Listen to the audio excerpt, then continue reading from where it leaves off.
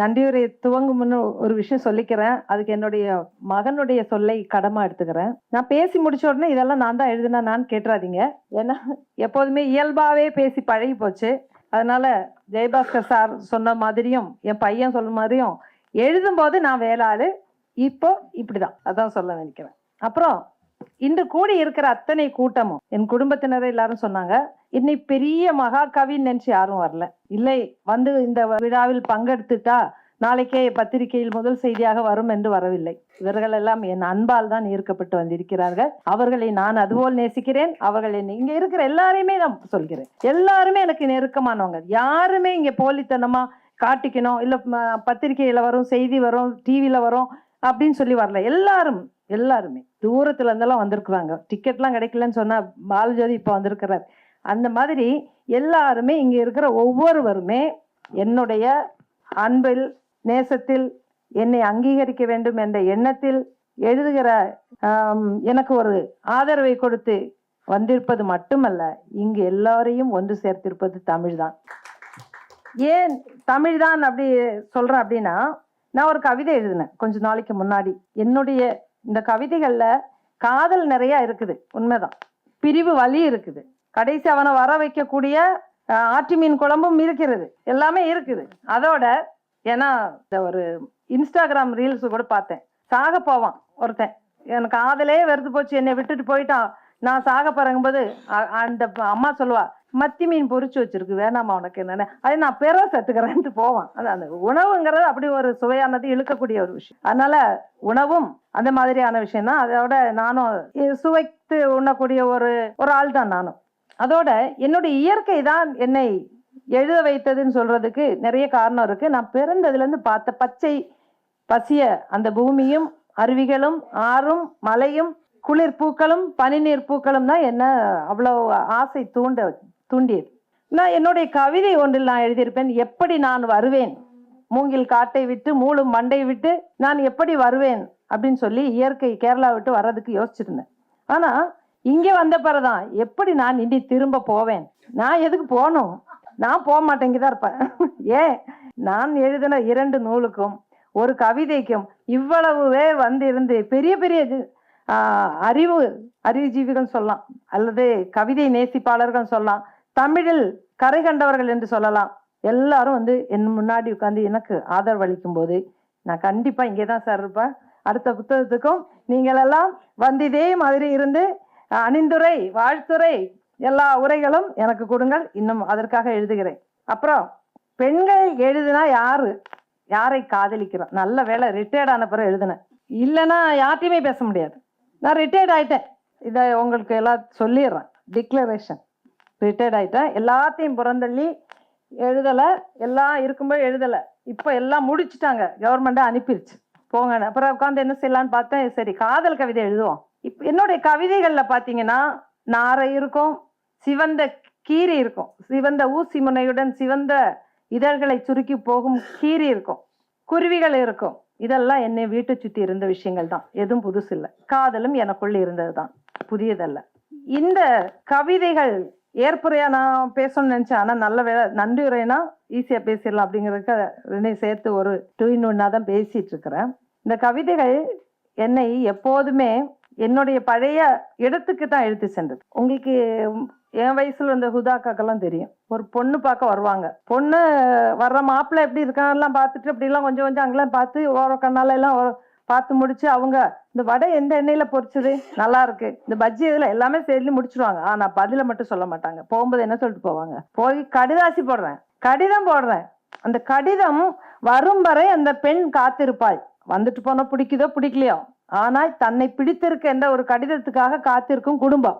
இங்க நான் எழுதினது காதலன் அல்லது கணவன் வெளியூருக்கிற, அவன் வரணும், வந்து இதெல்லாம் செய்யணும். நினைவுகள் துரத்துகிறது. நினைவை எப்படியெல்லாம் அவள் வலியோடு பார்க்கிறாள், அந்த வலிகளை மகன் சொன்ன மாதிரி எதிலெல்லாம் அவள் காண்கிறாள். குறிஞ்சியில தேனெடுக்க போற பெண்கள் சிரிக்கும் போது எரிச்சல் வருது, பொறாம பெண்களுக்கு இருக்கும்ல. அந்த இளம்பிறை அவர்கள் குறிப்பிட்டவர்கள், யார் குறிப்பிட்டார் பேசும்போது, ஏன்னா பக்கத்து வீட்டு சார் தான் சொன்னாங்க, அவளை போல் வேண்டும் இவளை இதை போல் வேண்டும் என்று ஒரு பொறாமையோடு கேட்க இன் இளமை தொலைத்து விட்டேனே என்று சொல்லக்கூடிய அந்த தலைவன். அதே போல்தான் நாம் சிலவற்றை நான் முதலே உங்கள்கிட்ட சொல்லிட்டேன். நான் பேசுறது நானும் எழுதுறதுனாலும் வேற வேற 2 கேரக்டர். அன்னியன்ல எல்லாம் வந்த மாதிரி அது மாதிரி நான் பேசுறத வச்சு நான் எழுதலைன்னு நினைச்சிடாதீங்க. நான் தான் எழுதினேன்னு மீண்டும் அதை சத்தியமாக கூறிக்கொள்கிறேன். நானே தான் எழுதினேன் அப்படின்னு சொல்லிக்கிறேன். அப்புறம் கொஞ்சம் சேட்டை கூட தான். என்ன அப்படின்னா, இந்த வயசுலான்னு கேட்டுறாதீங்க, முதல்ல சின்ன வயசுல இந்த பாண்டிச்சின்னு ஒரு தலைப்பு வச்சேன். மீரா கதிரவன் சாருக்கெல்லாம் தெரியும். பாண்டிச்சி அப்படின்னு சொன்னால இந்த அவருக்கு தெரியும். அந்த ஒரு என்னுடைய டீச்சருடைய மகன் தான். இவருக்கு பால் பாட்டில் வாங்கிட்டு நாங்கள் அலைவோம். இந்த உட்காந்துருக்காரு சுபாஷ். அப்போ நான் 5வது படிக்கும்போது இந்த குழந்தை பிறந்திருந்துருக்குன்னு சொல்லி அவங்க அப்பா அம்மா டீச்சர். இப்பெல்லாம் டீச்சர் நாங்கெல்லாம் சொன்னால் யாரும் கேட்க மாட்டாங்க. என்ன கேட்பாங்களா? கேட்க மாட்டாங்க. ஆனால் இவருக்கு பால் வாங்கி குடிக்கிறதுக்காக என்ன செய்வோம், நாங்கள் அங்கேருந்து 2-3 கிலோமீட்டரு பால் குப்பி வாங்கிட்டு போயிருக்கிறோம். அது குடிச்சு தான் வளர்ந்துருக்கிறாரு, நல்லா வளர்ந்துருக்கிறார். அந்த உட்காந்து அந்த மாதிரி என்ன சொல்ல வந்தேன்னு மறந்துட்டேன். அப்படி மஞ்சுவா, தேங்க்யூ. இந்த பாண்டிச்சிங்கிற பேரை வச்சதுக்காக ஒரு லோக்கல் டிவியில என்னுடைய இதே மாதிரி நிகழ்ச்சியை ஒளிபரப்பல. ஏன்னா பாண்டிச்சிங்கிறது ஒரு மோசமான வார்த்தையா தான் பயன்படுத்துவாங்க. மோசமான வார்த்தைனா அப்படி குளிக்காம சுத்தம் இல்லாம இருக்கிற ஒரு அழுக்கான ஒரு உடை அணியக்கூடிய ஒரு பெண்ணைத்தான் பாண்டிச்சி, பாண்டிகள் அப்படின்னு சொல்லுவாங்க. அப்ப நான் பார்த்தேன், நம்ம வைக்கிற முதல் நாவலுக்கு என்ன பேர் வைக்கணும்? பாண்டிச்சி, அதான் வைக்கணும். பாண்டிச்சிங்கிற பேர் எது? நல்ல ஆளுமை நிறைந்த மிக அழகான ஒரு அரசாங்கத்தையே அடக்கி ஆடக்கூடிய ஒரு பெண்ணாக பாண்டிச்சி என்ற தலைப்பு வைத்தேன். அங்க ஆரம்பித்தது. அடுத்து கருப்புனா எல்லாத்துக்கும் வெறுப்பு, யாரும் கோச்சுக்கிறாதீங்க. ஆனா அதுக்குதான் இவ்வளோ இந்த வெள்ளையாகக்கூடிய கிரீம்கள்லாம் சோப்பெல்லாம் வித்துக்கிட்டு இருக்கு. நல்லா வியாபாரம், எவ்வளவு ரூபானாலும் நம்ம அதை வாங்கிடலாம். அந்த கருப்பை அதுக்கு முன்னாடி ஒரு செல்லத்தை சேர்த்து விட்டால் அந்த கருப்பு அழகாகிவிடும் என்றுதான் என்னுடைய 2வது நூலுக்கு செல்ல கருப்பி அப்படின்னு பேர் வச்சேன். அடுத்து 3வது எதை எழுதலாம்? ஜெயபாஸ்கர் சார் ரொம்ப புத்திசாலி, யாரும் கேட்டுறாதீங்க. இவங்க நான் மகளே இல்லாம மகள் இருந்த வீடு எழுதினேன், இவங்க காதலே இல்லாம காதலை பற்றி எழுதியிருக்காங்கன்னு அவர் நினைச்சிட்டு சொல்லிட்டு போறாரு. அதனால யாராவது காதலர்கள் இருக்கிறார்களா அப்படியெல்லாம் யாரும் கேட்டுறாதீங்க. பெண் எழுதினாலும் ஆண் எழுதினாலும் படைப்பாளி எதை வேண்டுமானாலும் எழுதலாம், எதை வேண்டுமானாலும் எழுதலாம். அதனால் நான் எழுதின இந்த காதலுக்கு பின்னாடி யாரும் ஆராய வேண்டாம். இது ஒரு கவிதை, இயற்கையோடு சேர்ந்தது, அன்பை சொல்வது, பிரிவை சொல்வது, பிரிவோடு சேர்ந்து தன்னுடைய வலிகளை சொல்வது. இன்று வந்து என் முன்னாடி இருக்கிற அத்தனை பேரும் என் அன்பால் ஈர்க்கப்பட்டு வந்தவர்கள் தான். உங்கள் அத்தனை பேரையும் நான் காதலிக்கிறேன். அதே மாதிரி இந்த ஒரு குட்டி இருக்கு, அந்த பொண்ணையும் சொல்லணும். அது ட்ரெயின்ல தான் நாங்க பார்த்தோம். ரயில் பயணங்களில் அப்படி சொல்லுவாங்க, ரயில்ல ஏறணும்னு இறங்கி மறந்து போயிடணும். இல்ல எத்தனை வருஷம் ஆச்சுமா? ஒரு 5-6 வருடம் இருக்கும் இல்ல, இயர்ஸ் ஆச்சு. அப்ப நாங்க கொஞ்ச நேரம் போயிட்டு இருந்தாதான் அது நேத்து கேட்டா, உங்களுக்கு சுத்தி செக்யூரிட்டி இருக்குமான்னு. இல்ல உங்க அப்பா தான் கூப்பிட்டுட்டு வரணும், அவங்க அப்பா போலீஸ். அவ இல்லம்மா நீ வான. அவள் கேட்கிறா, என்ன எல்லாரும் புரியாத மாதிரியே எழுதுறாங்க, எனக்கு புரியவே இல்லை அப்படின்னா. போன்ல புரியவே இல்லை எனக்கு எழுதுறது, எல்லாரும் பயங்கரமான தமிழ்ல எழுதுறாங்க, எனக்கு புரியலைன்னு. அப்ப சொன்ன, நீ எழுது, உன்னுடைய மொழிதான் அடுத்த படைப்பு, நீ எழுது, உனக்கு தெரிஞ்ச மாதிரி எழுது. அதே மாதிரி எனக்கு தெரிந்த மொழியில் தான் நான் எழுதி கொண்டிருக்கிறேன். அந்த எழுதும் போது என் உள்ளுணர்வுகள்ல சில விஷயங்கள் வரும்போது அது கவிதையாக ஓமையாக வெளியாகிட்டு இருக்கு. அடுத்து என்னுடைய நன்றி உரைக்கு செல்கிறேன். நான் இரவு உணவு அங்கு காத்து கொண்டிருக்கிறது, எல்லாரும் சாப்பிட்டு தான் போக வேண்டும். இங்கு இந்த நிகழ்ச்சியை முன்னெடுத்து நடத்தும் ஹாஜி முஸ்தபா சார் அவர்கள் எந்த மேடையிலும் இது போல அமர்ந்ததே இல்லை, எந்த மேடையிலும் அமர்ந்ததில்லை. இன்று நான் சென்னையில் நானும் என் மகனும் இருக்கிறோம் என்றால், வசித்து வருகிறோம் என்றால் அதன் முதல் காரணம் அவர்தான். அதை எங்கு மறக்க முடியாது. நான் இருக்கமான்னு சொன்ன அந்த வார்த்தை தான் இன்று வரை என்னையும் என் மகனையும் கைபிடித்து என் குடும்பத்தையும் கூட்டிக் கொண்டு போகிறது. எதை கேட்டாலும் நல்ல அறிவுரை சொல்லக்கூடிய என்னுடைய மூத்த அண்ணனாக அவர் இந்த விழாவை முன்னெடுத்து நடத்துகிறார். இவ்வளவு நேரம் அவர் உடலையும் அந்த உடல் நலத்தையும் பொருட்படுத்தாமல் இங்கு உட்கார்ந்து நான் என்ன பேச போகிறேன் என்று கேட்டுக்கொண்டிருக்கிறார். அவருக்கு என் மனமார்ந்த நன்றிகளை சொல்லிக் கொள்கிறேன். கண்டிப்பா அந்த நன்றி என்ற ஒரு வார்த்தையில் எதுவுமே அடங்காது. இங்கு நீங்க உங்களுடைய அந்த அன்புக்கு முன் என்னுடைய நன்றி என்ற வார்த்தையில் எதுவும் அடங்காது. ஏனென்றால் என் முன்னாடி இருக்கிற அத்தனை பேருக்கும், இங்கு மேடையில் இருப்பவர்களுக்கும் அவ்வளவு கடமைப்பட்டிருக்கிறேன். அடுத்து நம்முடைய கொடைமன செம்மல் திரு ராம சிவகுமார் சார், ஒரு தொடர்புங்கிறது, ஒரு வேர், ஒருவரை ஒருவர் கைப்பிடித்து சேர்க்கக்கூடிய இந்த இலக்கியம், இந்த தமிழ், இந்த அன்பு, நல்ல மனங்கள். உலகம் சீரழிந்து கிடக்கிறது வெளியே, ஆனால் இங்கு இப்போ சிறப்பாக இருக்கிறது இந்த மேடைக்குள். அதுக்கு சார் ஜெயபாஸ்கர் சாரோடைய இதுலேயும் சில நிகழ்ச்சிகளில் சாரை பார்த்தேன். அசன் சாரோடைய அப்பாவினுடைய நண்பராகவும் அவரை பார்த்தேன். மிக நுணுக்கமான அறிவு மிக்கவர், நுணுக்கமான பேச்சு. அந்த கொஞ்ச நேரம் பேசிட்டு இருக்கும்போதே எனக்கு தெரிந்தது அவ்வளவு நுணுக்கம், அவ்வளவு ஒரு சமூக அக்கறை, கைப்பிடித்து கொண்டு வர வேண்டும் என்ற அந்த அங்கீகரிக்க வேண்டும் என்ற அந்த மனம், பெருமனம், அந்த மனம் இன்று எனக்கு தலைமை உரையாற்ற இங்கு வந்து இந்த நிகழ்ச்சியை சிறப்பாக செய்து கொண்டு பல ஒரு ஆதரவோட இங்கு அமர்ந்திருக்கிறார். அவருக்கும் என் நன்றியை, அவர்களுக்கும் என் நன்றியை, மனமார்ந்த நன்றியை கூறிக்கொள்கிறேன். நன்றி சார். அது கவிஞர் ராஜாத்தி சல்மா அவங்க சொன்னாங்க, அல்லி ஃபாத்திமாக்கா வேண்டி தான் வந்தேன், சென்னைக்காக நான் அதிகம் வரவில்லை. ஏன்றால் இப்போ நான் என்னை ஒரு கவிஞரா, எழுத்தாளரா, ஆசிரியரா ஒரு பக்கம் நிறுத்தலாம். ஆனால் என்னை இனியும் இன்னொரு உயிரா வெளியில எடுத்து பார்த்தா எல்லாருக்குமே இருக்கும். ஒரு உயிரா இன்னும் எடுத்து பார்த்தா ஒரு மூலையில் உட்கார்ந்து ஓன அழலாம். அவ்வளவு சிரமங்களை, படிகளை தாண்டி வந்த பெண்கள் என் முன்னாடி இருக்காங்க. அவங்களுடைய துன்பங்களை எனக்கும் தெரியும். சல்மாவும் அதே மாதிரி தான். நம்ம இப்ப நல்லா ஆடை அணிந்தோ, கவிதை எழுதியோ, சிரிச்சோ, மகிழ்ந்தோ போகக்கூடிய பெண்கள், நீ உண்மையா பச்சை மனுஷா நீ சொல்லு, நீ எப்படி இருக்கிறன்னு சொன்னா, ஏதாவது ஒரு மூலையில் உட்கார்ந்து நான் அழுது அழுது தீர்க்க வேண்டும், புலம்பி புலம்பி தீர்க்க வேண்டும் என்று சொல்லக்கூடிய ஒரு பெண் ஆகத்தான் நாங்கள் எல்லாம் இருக்கிறோம். ஆனால் அதற்காக நாங்கள் அப்படி தனியாக இருந்து அழமாட்டோம், தனியாக இருந்து புலம்ப மாட்டோம். இதே மாதிரி மேடையில் ஏறி ஏதாவது செய்து கொண்டிருப்போம். அதே போன்ற ஒரு பெண் தான் சல்மா அவர்களும். அந்த ராஜாத்தி சல்மா எனக்காக தான் வந்தார்கள். இந்த அவர்கள் பெரிய பதவிக்கு போகவும் இந்த தமிழும் அவருடைய எழுத்தும் அவருடைய கற்பனை ஆற்றலும் தான் வழிவகுத்தது. அவர்களுக்கும் அவர்கள் இல்லாத நிலையிலும் அந்த நன்றியை கூறிக்கொள்கிறேன். கவிஞர் ஜெயபாஸ்கர் சார் கண்டிப்பாக சொல்லியாக வேண்டும். அவரும் எவ்வளவு எல்லாம் இங்க இருக்கிற எல்லாருமே அவங்களுடைய சிந்தனை ஆற்றல்ல மிகப்பெரியவர் தான். சாருடைய விழா நடந்தது, எல்லாரும் அவருடைய பேச்செல்லாம் கவனிச்சுட்டாங்க. திடீர்னு சொன்னார், இவங்க தான் என்னை மேற்கு தொடர்ச்சி மலையில இருந்து தள்ளி விட்டாங்கன்றாரு. அவரா போய் உருண்டாரு, அவரா விழுந்தாரு. மலையினுடைய கவிஞன் பாரதியெல்லாம் அப்படி பித்து பிடித்த மனநிலையில போற மாதிரி சாரும் பார்த்தாரு. இயற்கை பனி கொஞ்சம் அந்த மேற்கு தொடர்ச்சி மலையில எங்க நிக்கணுமோ அங்க நிக்காம அப்படியே அழகை பார்த்து ரசித்தார், போனார், விழுந்தார்.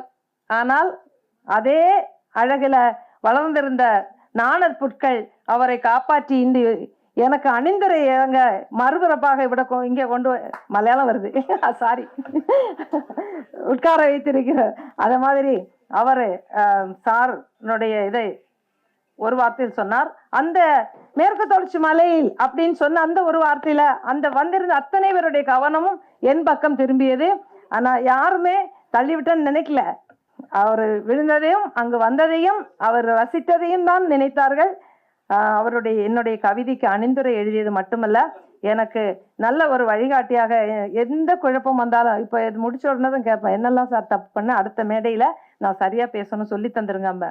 அது இப்பவும் நான் சொன்னேன், சார் நன்றியுரை சொல்லணுமே, என்ன பண்ணணும். எல்லாருமே இந்த 500 கவிதை கடிதம் எழுதினாங்க, உட்கார்ந்துருக்கிறார். கடிதங்களா, பாட்டழகன் சாரு எல்லாம் அந்த அவர் எல்லாருமே யார ஒவ்வொருத்தரையா. எங்க அண்ணன் வந்திருக்காங்க. எங்க அண்ணன் வந்து ஏன் இவ்வளோ உரிமையா சொல்றேன்னா, இங்க நிறைய அண்ணன்கள் இருக்கிறார்கள். நான் சின்ன குட்டியா இருக்கும்போது அண்ணன் அரபி ஆசிரியர் கையை பிடித்து, அப்பெல்லாம் ரொம்ப இந்த ஆட்டோ பஸ் எல்லாம் கிடைக்காது, கையை பிடிச்சிட்டே போனோம், நடத்திக்கிட்டே கூப்பிட்டு போவாங்க. அப்ப அண்ணன் தான் எனக்கு முதல் அறிவுரை என் தலைக்குள்ள ஏற்றி விட்டவங்க அண்ணன், எங்க அண்ணன். அவ்வளோ அந்த சொல்லும் போதே எங்க அண்ணன் அப்படின்னு சொல்லும் போது அவ்வளோ சந்தோஷம் வருது. அது மாதிரி அது வந்திருக்கும் அத்தனை பேருக்கும் நான் நன்றி சொல்றதோட, கவிஞர் இளம்பிறை என்னை மாதிரி ஒரு ஆசிரியர் ஜெயபாஸ்கர் சார், உங்களுக்கு நான் மிகுந்த நன்றியை தனியாகவும் சொல்ல வேண்டியிருக்கு, இப்பவும் சொல்லிக் கொள்கிறேன். என்னை மாதிரி ஒரு ஆசிரியர், நான் ஆரம்பத்துல வந்து இந்த காதல் கடிதம் எழுத நினைக்கல. நான் என்ன எழுத நினைச்சேன்னா, ஒரு ஆசிரியர் மாணவர்களுக்கு சொல்லக்கூடிய கடிதங்களா எழுதலான்னு தான் நினைச்சேன். ஆனா இன்னும் கொஞ்சம் கூட செய்திகளை திரட்டி இதே மாதிரி எதையாவது எழுதிட்டு போயிட முடியாதுல்ல. நேற்றிரவு நிலவுக்கு பதில் நீதான் வந்திருந்தாய், அதனால் அழவில்லை ஆனாலும் சிரிக்கவில்லைன்னு சொல்ல முடியாது. ஊசி மூஞ்சி கீரி சொல்லிட்டு போகுதுன்னு சொல்ல முடியாது. நாரைகளுடைய கொஞ்சல் சொல்ல முடியாது. இல்லது இந்த ஊதாச்சிட்டுகளின் உடல் மினுப்பை ஊமத்தை பூவின் தலைகுனிவென்னெல்லாம் எழுதியிருக்கிறேன். இதெல்லாம் அந்த கவிதை நூலில் பயன்படுத்த முடியாது. ஏன்னா அது சமூகத்தினுடைய ஆழத்தட்டில் போய் தலைமுறைகளுடைய மாற்றங்களுக்கு வித்திட வேண்டிய வரிகளாக அமையணும். அப்படிங்கிறதுனால இந்த காதல் ரொம்ப ஈஸி, கற்பனை ஈஸி, அதுல புகுத்தக்கூடிய விஷயங்கள் ஈஸியா இருக்குங்கிறதுனால நான் காதல் கவிதைகளை இப்படி கொண்டது நான் அப்படின்னு எழுதியிருக்கிறேன். இது ஒரு அர்ப்பணிப்பு தான். அதே மாதிரி இளம்பெறை அவர்களுக்கும் நிறைய அனுபவங்கள் இருப்பதாலும் சிறந்த கவிஞராக இருப்பதாலும் அவருடைய ஒரு கவிதை கூட அடுப்பை எரிக்க வேண்டும், தீ காய்வதற்காக அடுப்பை, இதெல்லாம் என்ன சமூகத்தினுடைய வழிகளை சொல்லக்கூடிய வரிகள். இது இந்த வரிகளை அழகாக கொடுத்த இளம்பெறைக்கும் இன்று இவ்வளவு நேரம் வந்திருந்து எனக்கு என்னுடைய நூலுக்கு கருத்துரை வழங்கிய பல்வேறு கவிஞர்களுடைய கவிதைகளை சுட்டிக்காட்டி எனக்கு மீண்டும் நிறைய வாசிக்க வேண்டும் என்ற எண்ணத்தை கொடுத்த கவிஞர் இளம்பெறை அவர்களுக்கும் என்னுடைய நன்றியை கூறிக்கொள்கிறேன். திரு இயக்குனர் அன்பழகன், மீரா கதிரவன் இவர்கள் 2 பேரையும் ஒன்றாக வைத்தே நான் சொல்கிறேன். 2 பேரும் சமூக அக்கறை கொண்ட திரைப்பட இயக்குனர்கள். சமூக அக்கறை கொண்ட திரைப்பட ஒரு செய்தியை, ஒரு படைப்பை நமக்கு பின்னும் தலைமுறைகளுக்கு சொல்லி போக வேண்டும் என்றால் அது இலக்கியத்தால், திரைப்படத்தால் மட்டும்தான் முடியும், கலைகளால். அந்த வகையில் அவர்களுடைய சாட்டை திரை, ஏட்னியை கூரை மேல போடாத வானத்துக்கு போடு அப்படின்னு சொன்ன சாட்டை அன்பழகன் இன்று வரைக்கும் ஒவ்வொரு எடுத்துக்காட்டுக்கும் அவருடைய அந்த படத்துல இருந்து வசனங்களை சொல்கிறார். அதே மாதிரி என்னுடைய பாடத்திட்டத்தில் கூட நான் பாடத்திட்ட குழு உறுப்பினராக இருக்கிறேன். பாடத்திட்ட குழு பாடத்துல சாருடைய மீரா கதிரவன் சாரோட, அவர் எனக்கு தம்பி தான், அவருடைய தோல்பாவை கூத்தினுடைய செய்தியை வைக்க வேண்டும் என்று நினைத்தேன். அதே மாதிரியான 2 பேரும் சமூக அக்கறை கொண்ட நல்ல இயக்குனர்கள். இங்கெல்லாம் எதற்காக பட வாய்ப்புகளும் பெரிய பெரிய ப்ரொடியூசர்களும் கிடைக்கிறார்கள் என்று பார்த்தால் வெட்டு குத்து கத்தி ரத்தம் அதே மாதிரியான விஷயங்களுக்கு தான். இந்த மணிபாரதி சார் அவர்லாம் இயக்குனர் தான். அப்படிப்பட்டதுக்கு தான் நிறைய ப்ரொடியூசர் கிடைக்கிறாங்க. கோடிக்கணக்கில் 1000 கோடி 500 கோடின்னு சொல்லும்போது நல்ல விஷயங்களை சொல்வதற்காக நல்ல முன் வராத காலகட்டத்தில் தான் நம்ம வாழ்ந்துட்டு இருக்கோம். அதுக்காக நம்ம வருந்ததான் வேண்டி இருக்கிறது. அவர்கள் இருவருக்குமே ஒன்றாகவே என்னுடைய குடும்ப நண்பர்கள், அன்பானவர்கள், அவர்களுக்கும் என்னுடைய வாழ்த்துக்களை சொல்லிக்கொள்கிறேன். எழுத்தாளர் ஷானவாஸ் என் மீது அக்கறை கொண்ட நல்ல நண்பர். அவர் இன்று வராமல் போக சூழலாகிவிட்டது. அதே மாதிரி கோம்பை அன்வர் சமூக அக்கறை கொண்டவர், மத நல்லிணக்கத்தை கொண்டவர். அவருடைய யாதும் என்ற ஆவணப்படம் மிகச்சிறந்த ஒரு எடுத்துக்காட்டாக அமைந்தது. நல்ல நண்பர், அவருக்கும் என்னுடைய நன்றியை தெரிவித்துக் கொள்கிறேன். அதே மாதிரி 0 டிகிரி பதிப்பகம்தான் 3 நூல்களையும் பதிப்பித்திருக்கிறது. அந்த ராம்ஜி நரசிம்மன் அவருடைய நிறைய வேலைகளுக்கு இடையில் இங்கு வந்திருந்தார். அவர்களும் என்னையெல்லாம் எழுத வைப்பதற்கு நாங்கள்லாம் அந்த குடும்பத்தை சார்ந்தவர்கள் தான். 0 டிகிரி பப்ளிகேஷன் அவர்களுக்கும் என்னுடைய நன்றியை கூறிக்கொள்கிறேன். அதே மாதிரி நிகழ்ச்சி நெறியாளர் 1000 விளக்கு உசேன் அப்துல் காதர் அவர்கள். 1000 விளக்கு உசேன் சொன்னால் எல்லாருக்குமே தெரியும். அவருடைய நெறியாளர் ரஹீம் தான் எனக்கு அறிமுகப்படுத்தி வைத்தார். தொழில் வளர்ச்சி ரஹீம். அப்போது அவர் சிறந்த பாடகர் என்பது, நல்ல பாடுவார். அது எனக்கு சந்தர்ப்பம் கிடைக்கல பாட வைக்கிறதுக்கு. இன்னொரு மேடையில் கண்டிப்பாக அவருடைய பாடலை கேட்க வேண்டும்.